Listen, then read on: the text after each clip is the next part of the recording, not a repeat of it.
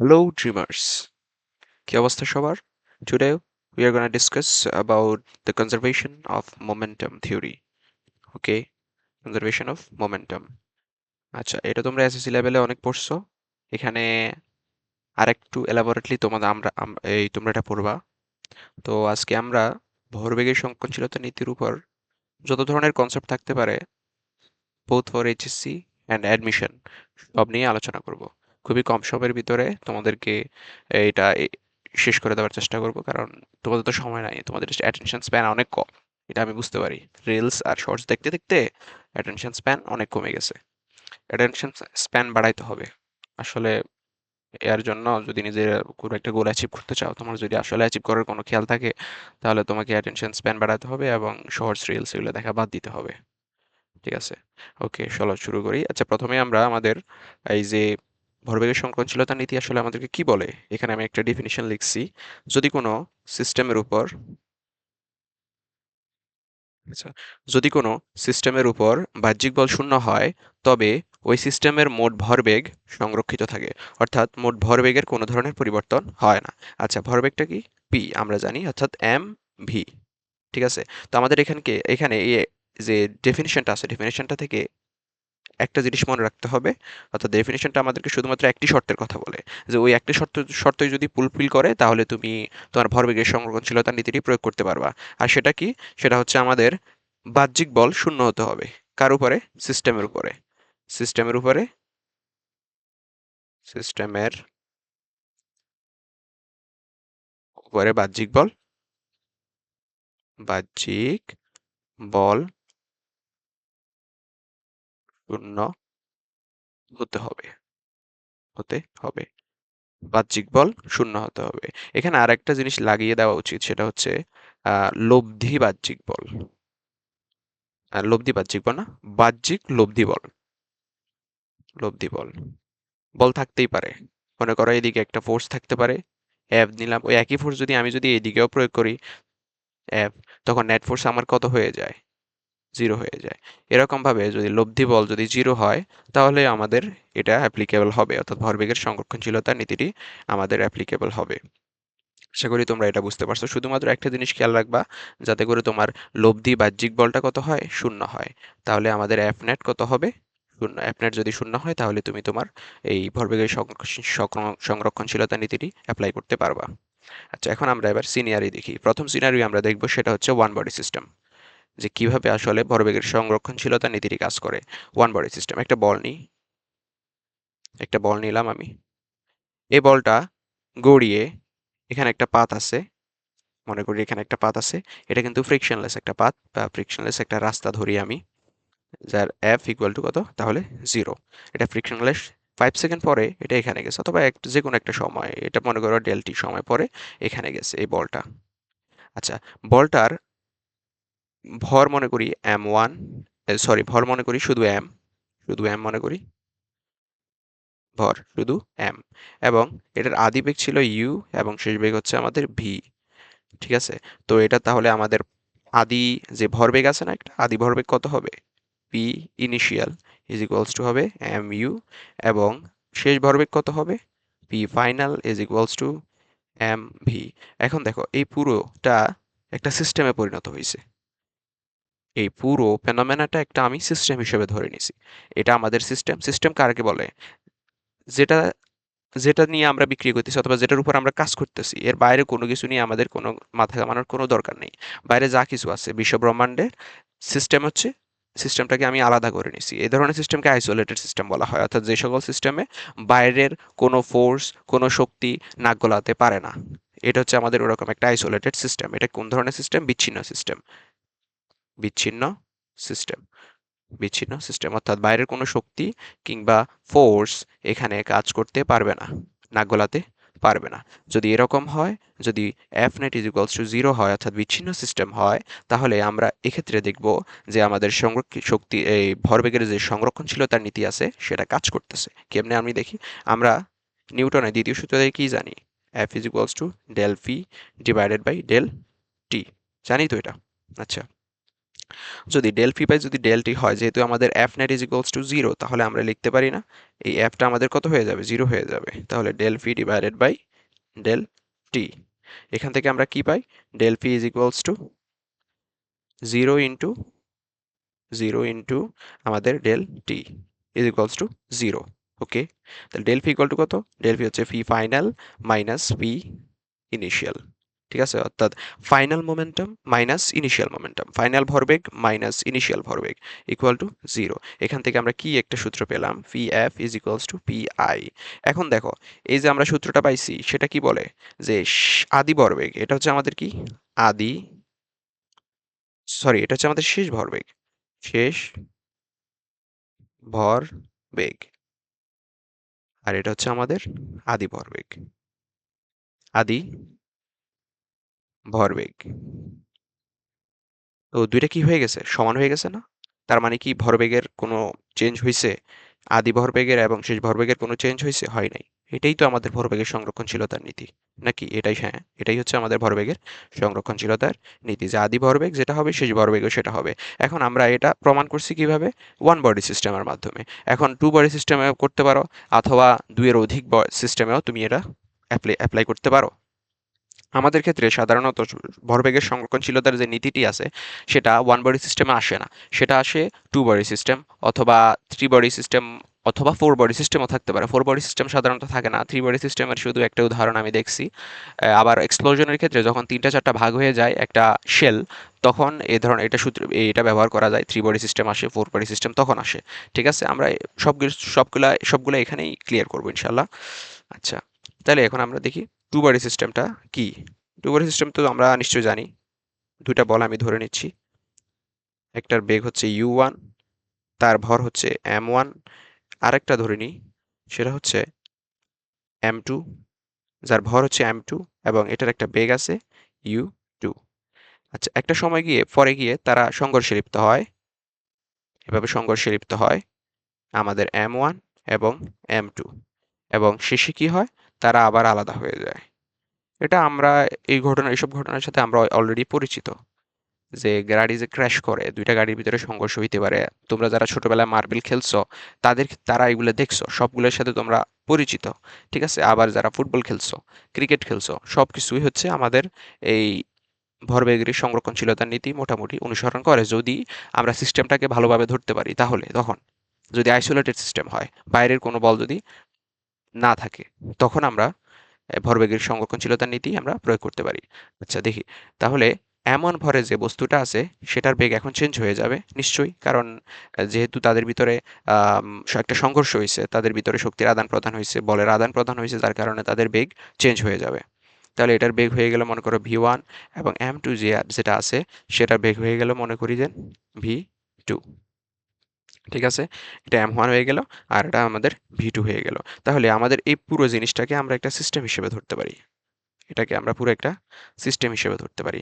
এই সিস্টেমে বাইরের, এটা একটা আইসোলেটেড সিস্টেম, অর্থাৎ বাইরে থেকে কোনো ধরনের শক্তি এটার উপর নাক গলাতে পারতেছে না, কোনো ধরনের বল এটার উপর নাক গলাতে পারতেছে না। তার মানে এটা হচ্ছে আমাদের আদি অবস্থান, আর এটা হচ্ছে আমাদের শেষ অবস্থান, আর এটা হচ্ছে আমাদের ইন্টারমিডিয়েট অবস্থান। আমাদের কাজ করতে হবে আদি এবং শেষ নিয়ে, ইন্টারমিডিয়েট নিয়ে নয়। ঠিক আছে, তো আদি অবস্থানে দেখো আমাদের কত, যেমন এই বস্তুটার আদিতে ভরবেগ কত ছিল, m1 u1, এটার m2 u2। ঠিক আছে, আর এটার m1 v1, এটার m2 v2। ঠিক আছে, তো এখান থেকে আমরা ভরবেগের সংরক্ষণশীলতার যে নীতিটি আমরা শিখছি, কি শিখছি আমরা, P initial is equals two P final. এটা অ্যাপ্লাই করতে পারি না? হ্যাঁ পারি। কেন পারি? কারণ হচ্ছে আমাদের এখানে এটা যদি একটা সিস্টেম ধরে নিই, এটা একটা আইসোলেটেড সিস্টেম ধরে নিছি, এবং এটার উপর F net external equal to 0। কারণ এই সূত্রটা অ্যাপ্লিকেবল হওয়ার ক্ষেত্রে শুধুমাত্র একটাই শর্ত আছে, সেটা হচ্ছে বাহ্যিক বল হতে হবে, বাহ্যিক বল শূন্য। এটা হলেই তুমি এই সূত্রটা অ্যাপ্লাই করতে পারবা, কোনো বাধ্যবাধকতা নেই, আর কোনো আলাদা কোনো শর্ত নেই, শুধুমাত্র এটা অ্যাপ্লাই হলেই চলে, এটা অ্যাপ্লিকেবল হলেই চলে। অর্থাৎ এই শর্তটা যদি খাটে তাহলেই তুমি এটা অ্যাপ্লাই করতে পারবা। তাহলে পি ইনিশিয়াল কত হয় আমাদের, m1 u1 plus m2 u2, যেহেতু টু বডি সিস্টেম সিম্পলি যোগ করে দিবা, m2 u2 প্লাস, সরি একটা ভুল হয়ে গেছে এখানে, m1 v1 প্লাস m2 আমাদের v2। আচ্ছা, এটা তো স্কেলার ফর্মে তুমি লিখছো, কিন্তু দেখো বেগ কি একটা ভেক্টর রাশি না? এই বেগ যেটা আছে এটা একটা কি ভেক্টর রাশি না? ভেক্টর রাশি কি? যার দিক আছে, যার দিক আছে সেটা। আমরা যদি ভেক্টর ফরম্যাটে লিখি এর ক্ষেত্রে আমাদের অনেক সুবিধা হয়। ভেক্টর ফরম্যাটে লিখি আমরা তাহলে, ভেক্টর ফরম্যাটে লিখলাম। এক্ষেত্রে কি সুবিধাটা হয়? ভেক্টর এই একটা যে ফরম্যাট আছে টু বডি যে কোনো ধরনের সিস্টেমের জন্য এই ফরম্যাটটা অ্যাপ্লিকেবল। এই ফরম্যাট তুমি ইউজ করতে পারবা। কিন্তু যদি তুমি স্কেলার ফরম্যাট লেখো, স্কেলার ফরম্যাটটা শুধুমাত্র এটার ক্ষেত্রে প্রযোজ্য। এই উদাহরণটার ক্ষেত্রে স্কেলার ফরম্যাট পার্টিকুলারলি প্রযোজ্য।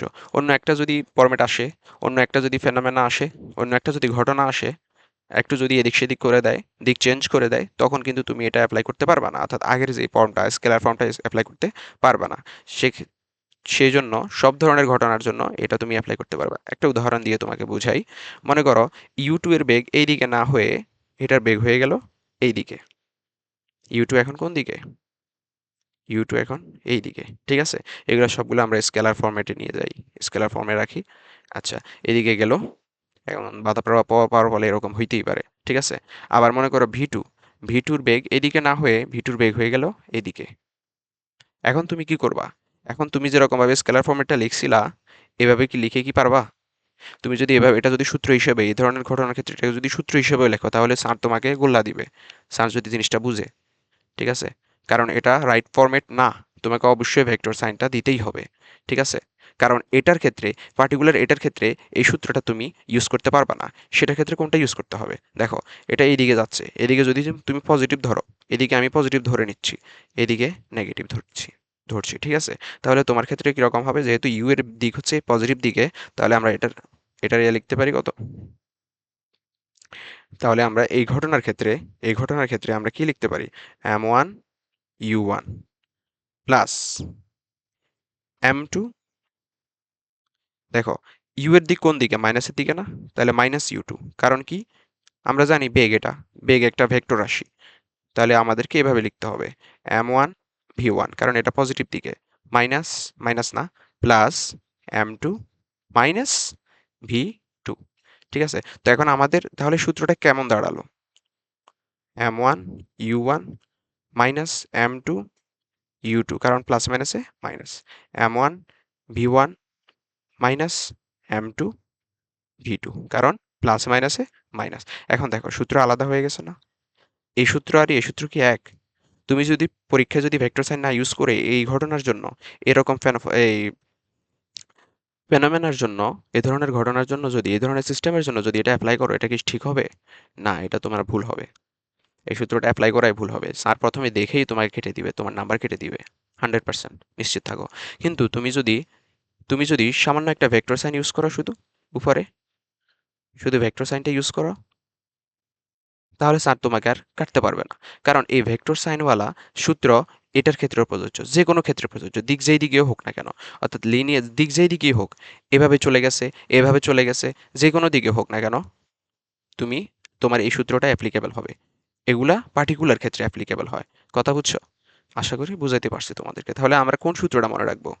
m1 u1 plus m2 u u2 equal to m1 v1 plus m2 v2। আমরা এই সূত্রটা মনে রাখবো, ঠিক আছে? ওকে, এই সূত্রটা আমরা মনে রাখবো। এখন এই সূত্রটা তোমরা ইজিলি অ্যাপ্লাই করতে পারবে। এখন আমরা জানি, যেমন মনে করো আমাদের u1 যেটা আছে, u1 আমরা তো জানি এটা একটা ভেক্টর রাশি। এটার দুইটা অংশ আছে, একটা এটার দিক আছে, একটা এটার মান আছে, ঠিক আছে? একটা এটার দিক আছে, একটা এটার মান আছে। এখন এই ঘটনার ক্ষেত্রে, এখানে যে ঘটনাটা ঘটছে, এটার ক্ষেত্রে আমি যদি এরকম যদি করি যে ইউ টু কোন দিকে কাজ করতেছে? নেগেটিভ দিকে কাজ করতেছে। এখন ইউ টু তুমি যদি ভেক্টর সাইন ছাড়া রাখো, এখানে ভেক্টর সাইন ছাড়া আছে এটা, তো যদি এরকম হয় তার মানে এটা মান বোঝাচ্ছে নাকি? এখন যদি আমি ইউ1 লিখি, ইউ1 ভেক্টর ইকুয়াল টু কত? এখন সরি, ইউ1 না, এটা হচ্ছে আমাদের ইউ2। ইউ2 যদি আমরা লিখি আমাদের এই ঘটনা অনুযায়ী, পূর্বে যে ঘটনা আমি ডিসকাস করছি, ইউ2 ভেক্টর ইকুয়াল টু কত? যদি ভেক্টর সহ লিখি তাহলে দেখো এটা নেগেটিভ দিকে আছে, তাহলে আমি এটা লিখবো মাইনাস ইউ2। দ্যাটস ইট, ঠিক আছে? কারণ আমি মাইনাস দ্বারা আমার দিক বুঝাই দিচ্ছি, আর ইউ2 হচ্ছে আমার মান। এটাকে তুমি এভাবেও লিখতে পারো, সমস্যা নাই। আর না দিলেও চলে, মডুলাস সাইন না দিলেও হবে, সমস্যা নেই। কথা বুঝছো? আশা করি বুঝতে পারছি। তাহলে এই সূত্রটাই তুমি যে কোনো ক্ষেত্রে এপ্লাই করবা। এখন যদি এখানে তো টু বডি সিস্টেম নিয়ে আলোচনা করছি, এখন যদি সিস্টেমটা টু বডি না হয়ে থ্রি বডি হইতো, মনে করো একটা সিস্টেম তো কল্পনা করাই যায়, এটা M1 ভরের বস্তু, আরেকটা M2 ভরের বস্তু, আরেকটা M3 ভরের বস্তু, আরেকটা M4 ভরের বস্তু। এখন এটা U1 বেগে এদিকে যাচ্ছে, এটা U2 বেগে এদিকে আসতেছে, এটা আবার U3 বেগে এদিকে যাচ্ছে, এটা আবার U4 বেগে এদিকে আসতেছে। ঠিক আছে, U4 বেগে এদিকে আসতেছে। আচ্ছা, না হয় জিনিসগুলো এভাবে না ধরে আমি একটু সিম্পলি ধরি, সংঘর্ষ নাও হইতে পারে। U4, U4, আচ্ছা ধরলাম যে সংঘর্ষ হয়েই গেল, সংঘর্ষ হলো তাদের ভিতরে, সংঘর্ষ হলো কোনোভাবে। আচ্ছা এভাবে না হয়, হয় না, হয়নি সংঘর্ষ, লিনিয়ারলি হয়েছে, লিনিয়ারলি হয়েছে, এবং সংঘর্ষের পরে কি হয়েছে, তারা নতুন বেগ লাভ করছে। আমাদের যে M1 ছিল তার বেগ হয়ে গেছে মনে করো এখন, তার বেগ হয়ে গেছে মনে করো এখন V1। আমাদের যে M2 ছিল তার বেগ হয়ে গেছে মনে করো V2। আমাদের যে M3 ছিল তার বেগ হয়ে গেছে মনে করো V3, V3। আমাদের যে M4 ছিল তার বেগ হয়ে গেছে মনে করো V4। আচ্ছা, এটা যদি এখন একটা আইসোলেটেড সিস্টেম হয়, তোমাকে যদি বলে দেওয়া থাকে এটা একটা আইসোলেটেড সিস্টেম এবং এখানে বাহ্যিক বল জিরো, বাইরে থেকে আর কোনো ধরনের ফোর্স অ্যাপ্লাই করতেছে না, ঠিক আছে, যদি এরকম হয় তাহলে তুমি সেক্ষেত্রে অ্যাপ্লাই করতে পারো, কি অ্যাপ্লাই করতে পারো, আমাদের ভরবেগের সংরক্ষণশীলতা নীতি, অর্থাৎ phi initial equal to phi final. এটা তাহলে ফি ইনিশিয়াল কত আমাদের, M1 U1 plus M2 U2 plus M3 U3 U3 plus M4 U4 equal to M1 V1 plus M2 V2 plus M3 V3 plus M4 V4, that's it. বেশ হয়ে গেল। আমরা vector sign অবশ্যই use করব, তাহলে আমাদেরকে আলাদাভাবে দিকটা আবার এখানে বলে দিতে হচ্ছে না, লেখার সময় আমরা লিখে নিতে পারবো সরাসরি। মনে করো U2 এদিকে বিপরীত দিকে কাজ করতেছে নেগেটিভ সাইডে, তাহলে আমরা লিখতে পারি U2 এর ভেক্টর সাইন যেটা আছে এটাকে আমরা লিখতে পারি মাইনাস U2, যেখানে U2 হচ্ছে আমাদের মান বোঝাতেছে, মান হইতে পারে মনে করো 10 মিটার পার সেকেন্ড হইতে পারে, সেক্ষেত্রে আমরা 10 মিটার, U2 এর মান যদি 10 মিটার পার সেকেন্ড হইতো তাহলে আমরা লিখতাম মাইনাস 10 মিটার পার সেকেন্ড। কথা বুঝছো, জাস্ট এটা এখানে বসাই দিবা, ব্যাস হয়ে গেছে। আশা করি তোমরা বুঝতে পারছো। তাহলে আমাদের অল ওভার সূত্রটা আমরা কিভাবে লিখতে পারি, একটু মডিফাই করে লিখলে বলো তো। আমরা এভাবে লিখতে পারি না, P initial equal to summation of P final. Two body system, three body system, four body, five body, six body, বিভিন্ন ধরনের হইতে পারে, বিভিন্ন বডি সিস্টেম হইতে পারে। তো সবগুলোর জন্য আমরা এই সূত্রটা আমরা ইউজ করতে পারি, অর্থাৎ M1 U1 plus M2 U2, sorry U2 plus dot dot dot dot dot something M1, sorry, dot dot dot dot Mn UN equal to আমরা লিখতে পারি কত, M2 M1 V1 plus M2 V2 plus dot dot dot dot M এই MN VN, এটা আর কি আমাদের সূত্র হইতে পারে। আশা করি তোমাদেরকে জিনিসটা বুঝাইতে পারছি। এখন এই যে বিচ্ছিন্ন সিস্টেমটা আমি বললাম, এটা তো মোটামুটি আমাদের আলোচনা শেষ। আমাদের আলোচনা আছে, আমাদেরকে ভেক্টর সাইনটা কিন্তু দিয়ে দিতে হবে। আমাদেরকে এখানে ভেক্টর সাইন অবশ্যই দিতে হবে, তাহলে আমাদের সূত্রটা ফুলফিল হবে। এখানে আমাদেরকে ভেক্টর সাইন দিতে হবে, কারণ আমরা জানি ভরবেগ একটা ভেক্টর রাশি। ঠিক আছে, আমি কিন্তু এখানে দিই নাই, তোমরা আমাকে মনে করে দেওয়া উচিত ছিল, ঠিক আছে, দাও নাই। আচ্ছা যাই হোক, পরবর্তীতে এরকম কোনো ভুল করতে গেলে আমাকে অবশ্যই বলে দিবা, বুঝছো তো? ওকে। আচ্ছা, এটা যদি বুঝে যাও তাহলে তোমাদের বোঝার মতো আর এখানে কিছুই নাই, হয়ে গেছে। জাস্ট এখন শুধুমাত্র প্রবলেম সলভ করবা। আর আমি সাজেস্ট করব যদি কোথাও সমস্যা হয় রিক্যাপ করে আবার একটু দেখো ভালোভাবে, তাহলে পুরোপুরিভাবে জিনিসটা ক্লিয়ার হয়ে যায়। আচ্ছা, এখন আমি তোমাদেরকে বিচ্ছিন্ন সিস্টেমটা আমি একটু ভালোভাবে বোঝানোর চেষ্টা করি। আচ্ছা, ভরবেগের সংরক্ষণশীলতা নীতির ক্ষেত্রে আমাদেরকে বলা হয় যে বাহ্যিক বল জিরো, অর্থাৎ এক্সটার্নাল ফোর্স জিরো। এই জিনিসটা আমরা অনেকেই বুঝি না, বাহ্যিক বল কিভাবে জিরো হইতে পারে। চলো এটা নিয়ে আমরা একটা থট এক্সপেরিমেন্ট করি, একটা এক্সপেরিমেন্ট করি, ঠিক আছে। আচ্ছা, ধরে নাও, ধরে নাও,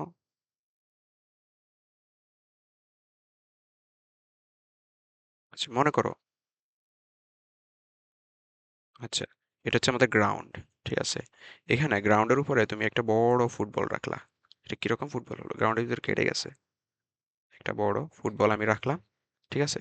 আচ্ছা, উপর থেকে এর একটা আমাদের ফুটবল ফুটবল ফুটবল আচ্ছা, এটা একটা আমাদের ফুটবল, এটা ফুটবল হয়েছে আসলে।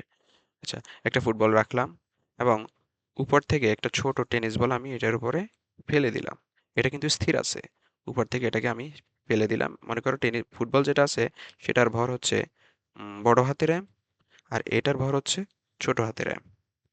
এটা উপর থেকে নিচের দিকে পড়তেছে, এটা উপর থেকে নিচের দিকে পড়তেছে, আর এটা এখানে স্থির আছে, অর্থাৎ এটা এখানে স্থির আছে। তো একটা সময় পরে গিয়ে কি হবে, যে ফুটবলটা আছে এই ফুটবলটার কাছে টেনিস বলটা আসবে এবং তারা উভয় কি হবে, এক সংঘর্ষে লিপ্ত হবে, সংঘর্ষে লিপ্ত হবে। এবং এ সময় ফুটবলটা হালকা ডিফর্ম হবে, এরকম, অনেকটা এরকম। ঠিক আছে? আচ্ছা, এটা এম, আর এটা হচ্ছে আমাদের বড় হাতের ফুটবলটা, এম। তারপর একটা সময় পরে গিয়ে কি হবে, আমাদের যে টেনিস বলটা আছে, ফুটবল তো তার নিজের জায়গায় থাকবে, এটা আমরা সবাই জানি। কিন্তু আমাদের যে টেনিস বলটা আছে সেটা উপরের দিকে আবার বাউন্স ব্যাক করবে, বাউন্স ব্যাক করে উপরের দিকে চলে যাবে। টেনিস বলটা উপরের দিকে বাউন্স ব্যাক করে চলে গেছে, এটা হচ্ছে আমাদের ফুটবলটা তার স্থানেই রয়ে গেছে। কারণ ফুটবল টেনিস বল থেকে অনেক বড়, তো জিনিসটা আমাদের বাস্তব ক্ষেত্রের সাথে মিলে। হ্যাঁ, মিলে। এখন একটা বিষয় চিন্তা করো, এটাও কিন্তু আমাদের টু বডি সিস্টেম, ঠিক আছে না? টু বডি সিস্টেম, এটা হচ্ছে আমাদের আদি অবস্থা, সংঘর্ষ হয়েছে, এটা হচ্ছে আমাদের শেষ অবস্থা। এখন এটার ক্ষেত্রে কি তুমি ভরবেগের সংরক্ষণশীলতা নীতি প্রয়োগ করতে পারবা? ভরবেগের সংরক্ষণশীলতা নীতি, অর্থাৎ এক্ষেত্রেও কি phi initial equal to phi final হবে? Phi initial equal to phi final হবে এটার ক্ষেত্রেও? হবে না। কারণ ভরবেগের সংরক্ষণশীলতা নীতিটি সত্য হওয়ার জন্য, সংরক্ষণশীলতা নীতিটি অ্যাপ্লিকেবল হওয়ার জন্য আমাদের কাছে একটা শর্ত আছে যে বাহ্যিক বল শূন্য হতে হবে। এখন মনে করো এটার ক্ষেত্রে কি কোনো বাহ্যিক বল শূন্য, এটার ক্ষেত্রে কি কোনো এটার ক্ষেত্রে কি বাহ্যিক বল শূন্য? একটা জিনিস চিন্তা করো, তুমি এটাকে উপর থেকে ছেড়ে দিছো কোনটাকে, এই আমাদের যে টেনিস বলটা আছে ওটাকে। এখন উপর থেকে যদি ছেড়ে দাও তাহলে এটার উপর একটা ফোর্স কাজ করতেছে না? ফোর্সটা কে দিতেছে? আমাদের পৃথিবী দিতেছে। কারণ পৃথিবীর উপরেই তো আছে এই বলটা, রাইট? এই আমাদের পৃথিবী দিতেছে, পৃথিবীর একটা আঁকতেছি। আচ্ছা, আমাদের পৃথিবী দিতেছে, এটার উপর একটা বল দিতেছে, বলটা কত আমরা সবাই জানি, সেটা হচ্ছে কত, এম জি ফোর্স নিচের দিকে কাজ করতেছে। এম জি ফোর্স কাজ করতেছে, তার মানে কি এক্সটার্নাল ফোর্স আছে না? সিস্টেম কোনটা? সিস্টেম কি নিয়ে গঠিত হয়েছে আমাদের এখানে? সিস্টেম গঠিত হয়েছে এই বলটা নিয়ে, এই এই ফুটবলটা নিয়ে এবং এই টেনিস বলটা নিয়ে। কিন্তু পৃথিবীকে কি আমরা সিস্টেমের মধ্যে রাখছিলাম? রাখি নাই। তার মানে এটা কি বাইরের লোক না? সিস্টেমের বাইরের লোক। সিস্টেমের বাইরের লোক, তাহলে বলটার উপর বল দিছে না? দিছে। যেহেতু বাইরের উপর সিস্টেমের বাইরের লোক এসে এই টেনিস বলটার উপর বল প্রয়োগ করছে, সুতরাং এক্ষেত্রে কি আমাদের ভরবেগের সংরক্ষণশীলতার নীতি কাজ করবে? করবে না। এটার ক্ষেত্রে তুমি এটা এপ্লাই করতে পারবে না। কিন্তু এক্ষেত্রেও কিন্তু সংঘর্ষ হয়েছে, উপরের দিকে আবার চলে গেছে। মনে করলাম u1 বেগ, আদি বেগ এখানে এই মুহূর্তে ছিল, এখানে v1 বেগ। এখানে কিন্তু বেগ পুরো সময় সমান ছিল না, এখানে যখন গেছে আলাদা বেগ, এখানে যখন গেছে আলাদা বেগ, কারণ আমি বেগটা স্পেশালি করিনি। কিন্তু আমার উদ্দেশ্য হচ্ছে এক্সপেরিমেন্টের মাধ্যমে তোমাকে বোঝানো যে বাহ্যিক বল আসলে কিভাবে কাজ করে। কিন্তু এটার একটা সমাধান আছে, তুমি এটারে অ্যাপ্লিকেবল করতে পারবা। সেটার জন্য কি করতে হবে জানো? সেটার জন্য পুরো পৃথিবীটাকেও তোমাকে সিস্টেমের ভিতরে নিয়ে নিতে হবে। পুরো পৃথিবীটাকেও তোমাকে তোমার যে কাজ করার যে সিস্টেম আছে, তোমার সিস্টেমের মধ্যে নিয়ে নিতে হবে। মনে করো তুমি একটা ওয়ার্কশপে কাজ করো, কিংবা একটা ওয়ার্কশপ আছে তোমার, ওই ওয়ার্কশপের ভিতরে শুধুমাত্র এই বলটা আছে আর এটা আছে। এখন এই বাইরের লোকটা ওয়ার্কশপে এসে নাক গলাইতেছে। এখন তুমি যদি কোনোভাবে যদি ওই লোকটাকে যদি বুঝাই পড়াই, বলতে পারো যে চলো ভাই একসাথে আমরা ওয়ার্কশপে কাজ করি, তখন কি হবে? কোনো ঝামেলা হবে? সব ঝামেলা মিটে যাবে তখন। তা তুমি তোমার ওয়ার্কশপে ওটাকেও নিয়ে নিছো, তো তোমার সিস্টেমের ভিতরে ওটাকে ঢুকিয়ে ফেলছো, তোমার কোম্পানির ভিতরে ওকে ঢুকিয়ে ঢুকিয়ে ফেলছো। এখন সেও অন্যান্য এমপ্লয়ীদের মতোই তোমার সাথে আচরণ করবে, কাজ করবে, আর নাক গলাবে না। ঠিক আছে? কিন্তু আমরা যখন আগে সিস্টেম শুধুমাত্র এটাকেই ধরে নিছিলাম, তখন কিন্তু নাক গলাইছে কে? আমাদের আর্থটা। এখন আমরা আর্থটাকেও যদি ধরে নিই আমাদের সিস্টেমের ভিতরে, তখন আমরা আমাদের ভরবেগের সংরক্ষণশীলতা নীতি প্রয়োগ করতে পারবো। কারণ আর্থ যদি সিস্টেমের ভিতরে ঢুকে যায়, বাইরে আর নাক গলার মতো কেউ নাই। আর অর্থাৎ আর কেউ নাক গলাইতেছে না, নাক গলাইতেছিল কে? এই আর্থ, অর্থাৎ পৃথিবী। এখন পৃথিবীকে আমি আমার এমপ্লয়ি হিসেবে নিয়ে নিছি। এখন সে আমার সাথে আছে, সিস্টেমের ভিতরে আছে, কোম্পানির ভিতরে আছে। সে আর নাক গলাইতেছে না, বা বাইরের কেউ আর নাক গলাইতেছে না, নাক গলাবার মতো আর কেউ নাই। কথা বুঝছো? তখন তুমি কি করতে পারবা? P initial equal two P final, এটা অ্যাপ্লাই করতে পারবা। এখন পৃথিবীর ভর তো অনেক বেশি, এটাকে একটা জিনিস ধরে নিই, এম প্রাইম ধরলাম আমি, মনে করো। তাহলে পৃথিবীর কি কোনো বেগ আছে? এক্ষেত্রে কি কোনো বেগ ছিল? না, ছিল না, বেগও তখন জিরো। ঠিক আছে?